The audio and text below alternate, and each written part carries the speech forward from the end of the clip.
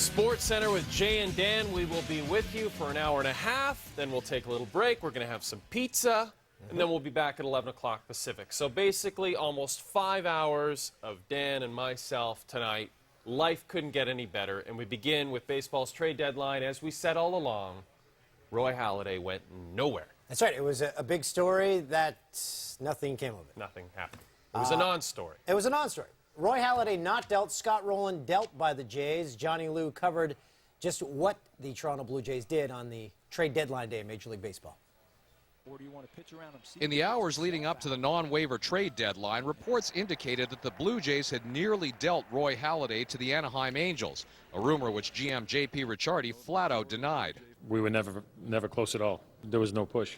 Translation: any late proposed deals were no more satisfactory than earlier potential ones with the Phillies or Dodgers. We weren't trying to move him. I think that's the one thing there's been a big misconception on that.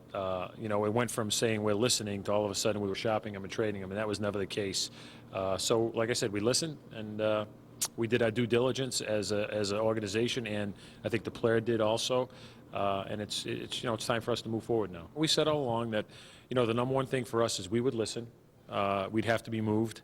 And we were never moved. So, for us, it was going to have to be a trade that really made this organization be in a situation where we could go forward and not really skip too much of a beat. And I don't think we were ever hit with a situation that someone really knocked us over and said, wow, this is something we really have to do. You certainly like to have him for the next 2 months and hopefully for next year too. But, I'm glad it's over, and for him and for us.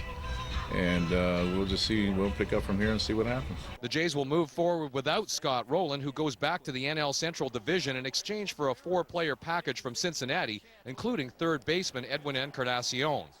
Rowland wanted out of Toronto and waived his no-trade clause to make it happen.